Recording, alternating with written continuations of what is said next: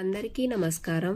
Welcome to Sandhya kitchen India. ఈరోజు మనం ఇంట్లో చాలా సులభంగా తక్కువ నూనెతో రెస్టారెంట్ స్టైల్ రుచితో ఫిష్ ఫ్రై ఎలా తయారు చేయాలో చూద్దాము. మనకు చేపలలో ముఖ్యంగా ప్రోటీన్లు, ఒమేగా 3 ఫ్యాటీ యాసిడ్లు ఎక్కువగా ఉండటం వల్ల పిల్లల నుంచి పెద్దల వరకు అందరికీ కూడా హెల్త్కి చాలా మంచివి కదండి. మనం సాధారణంగా ఫిష్ ఫ్రై చేయాలంటే ఆయిల్ కొద్దిగా ఎక్కువగానే అవసరం అవుతుంది కదా. కానీ ఇలా ఎయిర్ ఫ్రైయర్లో చేసాము అంటే చాలా తక్కువ నూనెతోనే చేసుకోవచ్చండి. రుచి కూడా అద్భుతంగా ఉంటుంది. ముందుగా మనకు నచ్చిన చేప ముక్కల్ని తీసుకొని బాగా శుభ్రంగా కడిగి పెట్టుకోవాలి. ఉప్పు నిమ్మరసం వేసి కడగాలండి. అప్పుడే మనకు చేపల స్మెల్ అనేది లేకుండా ఉంటుంది. ఇలా కడిగి పెట్టుకున్న తర్వాత వాటర్ అంతా పోయే వరకు చిల్లులు గిన్నెలో పెట్టేసేయండి. మనకు వాటర్ అనేది ఉన్నింది అంటే మసాలా అనేది సరిగ్గా పట్టుకోదండి.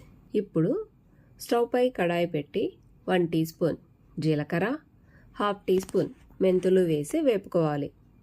ముఖ్యంగా మనకి ఈ ఫిష్ ఫ్రైకి జీలకర్ర, మెంతులు అయితే కంపల్సరీ అండి.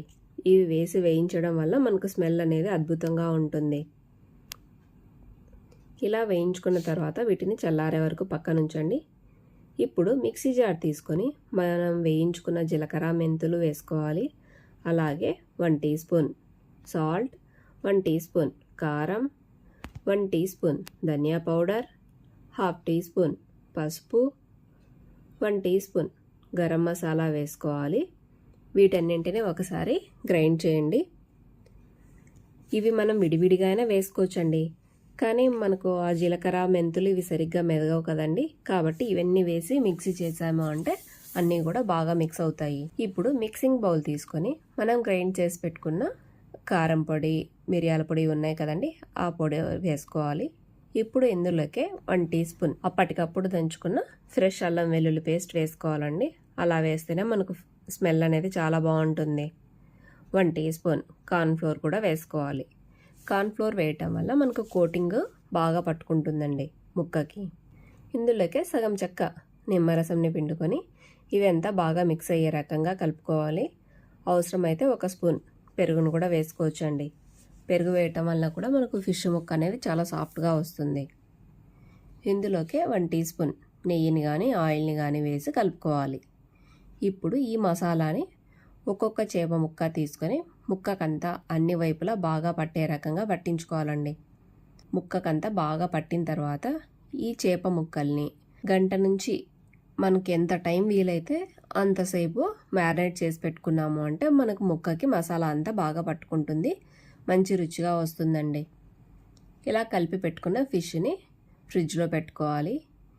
ఇప్పుడు ఎయిర్ ఫ్రైయర్ని 180 డిగ్రీస్ దగ్గర 5 నిమిషాల పాటు ఫ్రీ హీట్ చేసుకోవాలండి. మనకి ఇలా ఫ్రీ హీట్ చేయటం వల్ల మనకు ఫిష్ ముక్కలు అనేటివి కరకరలాడుతూ వస్తాయండి. బాస్కెట్లో బటర్ పేపర్ వేసుకొని ఒక్కొక్క ముక్కని విడివిడిగా పెట్టుకోవాలండి. ఒకదానికి ఒకటి అంటుకోకుండా విడివిడిగా పెట్టి 15 మినిట్స్ పాటు ఫ్రై చేసుకోవాలి. మధ్యలో ఒకసారి ఓపెన్ చేసి కొద్దిగా ఆయిల్ని స్ప్రే చేసుకోవాలి.